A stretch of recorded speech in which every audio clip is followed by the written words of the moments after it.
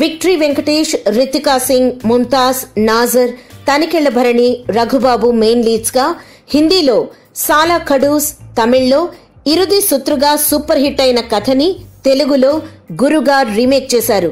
కొద్దిసేపటి క్రితమే అబ్రాడ్ లో ప్రీమియర్స్ పడగా మరికొద్ది గంటల్లో మన దగ్గర సందడి చేయబోతున్నాడు గురు. ఆదిత్యకి బాక్సింగ్ అంటే ప్రాణం. అకాడమీలో ఉన్న రాజకీయాల వల్ల తను అనుకున్న లక్ష్యాన్ని సాధించలేకపోతాడు. సెక్షువల్ హెరాస్మెంట్ ఆరోపణల కారణంగా హైదరాబాద్ నుండి వైజాగ్ లోని ఓ విలేజ్ కి ట్రాన్స్ఫర్ అవుతాడు. అక్కడ ఫిషర్మెన్ కూతురైన రామేశ్వర్ని చూసి ఆమెలో అద్భుతమైన బాక్సర్ దాగి ఉందని, ట్రైనప్ చేస్తే దేశానికి పతకాలు సాధిస్తుందని, రోజుకి 500 రూపాయలు ఇస్తానని చెప్పి ట్రైన్ చేయడం మొదలు పెడతాడు. కూరగాయలు అమ్ముకునే అమ్మాయిని బాక్సింగ్ ఛాంపియన్ గా ఎలా తీర్చిదిద్దాడు అనేదే కథ. వెంకీ బాక్సింగ్ కోచ్ గా అద్దరగొట్టేశాడు.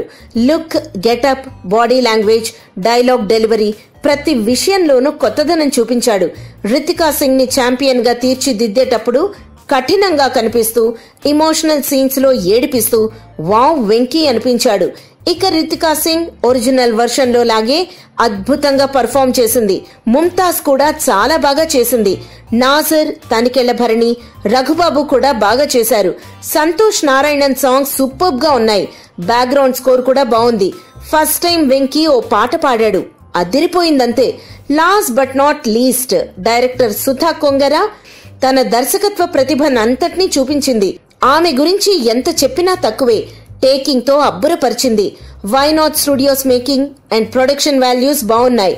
గురు ఫ్యామిలీతో కలిసి చూస్తూ హ్యాపీగా ఎంజాయ్ చేసేయచ్చు.